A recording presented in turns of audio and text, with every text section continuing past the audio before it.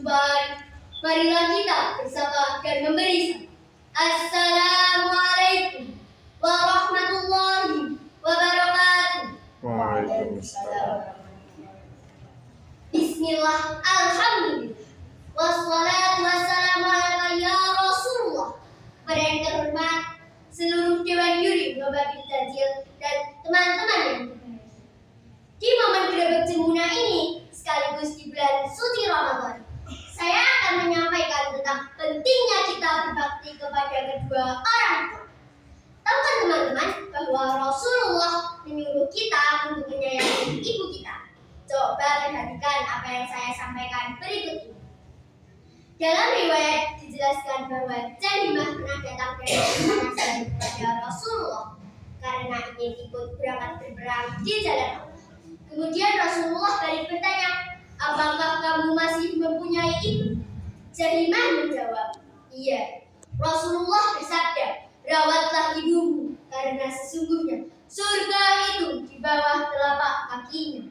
Nah, pentingnya kita berbakti kepada ibu kita. Bahkan Rasulullah menyamakan dengan orang yang melakukan perang di jalan Allah. Tentunya itu jika kita tulus, ikhlas, dan sabar dalam melakukannya. Tidak membentak, jengkel, bahkan dengan kalimat, ibu ki, kalimat sederhana tapi bisa membuat itu jadi susah hati. Dan terbakarlah semua amal kebaikan kita dalam merawat ibu kita. Sedemikian besar amal dan pahala perbuatan ini bukan? Bahkan jadi selain ada yang bertanya kepada ya Rasulullah, siapa yang paling berhak aku perlakukan dengan baik? Nabi menjawab, ibumu. Lalu siapa lagi? Tanya orang. Nabi menjawab, ibumu. Orang itu kembali bertanya. Lalu siapa lagi? Rasulullah menjawab, ibumu. Orang itu terus bertanya lagi. Lalu siapa lagi? Rasulullah Shallallahu Alaihi Wasallam menjawab sambil tersinggung, ayah. Kenapa kok bisa 3 kali teman-teman? Dalam surat An ayat 14 Allah berfirman, A'udzubillahi minasyaitonirrajim. Bismillahirrahmanirrahim. Dan kami perintahkan kepada manusia untuk berbuat baik kepada kedua orang ibu bapaknya. Ibunya telah mengandungnya dalam keadaan lemah yang bertambah-tambah dan menyapinya dalam 2 tahun. Bersyukurlah kepadaku dan kepada kedua orang ibu bapakku. Hanya kepada pula kembali. Shadaqallahul Azim. Nah, di sini bisa kita kupas bahwa ibu kita mengalami 3 macam perjuangan demi anak.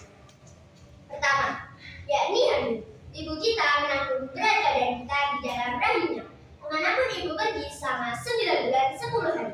Kita bisa membayangkan betapa tulangnya ibu begitu kuat, bukan?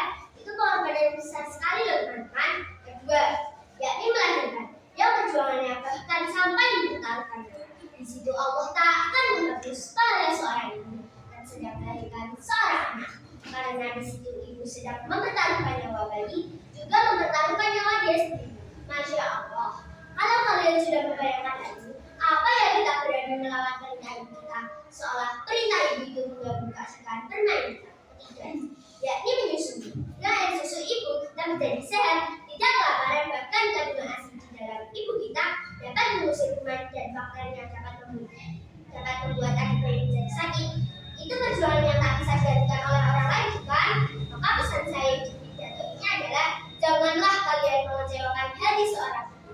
Kasih ibu sebagai selama ibu kita masih hidup, beliau akan terus mengasihi kita sebagai anaknya. Maka jangan ragu untuk terus mendoakan ibu juga ayah kita, baik itu setelah sholat hamil kita maupun dimanapun tetap kita berdoa. Sebut nama ibu kita di setiap kali. Begitu kalimat puisi dari sastrawan W.S. Lendner. Sebagai penutup, izinkanlah saya membuat pantun. Gula pasir terbuat dari tebu, gula jawa terbuat dari kelapa. Sayangilah ayah dan ibumu. Sebut nama mereka dalam doa. Demikian yang dapat saya sampaikan. Wabillahi taufiq wal hidayah. Wassalamualaikum warahmatullahi wabarakatuh.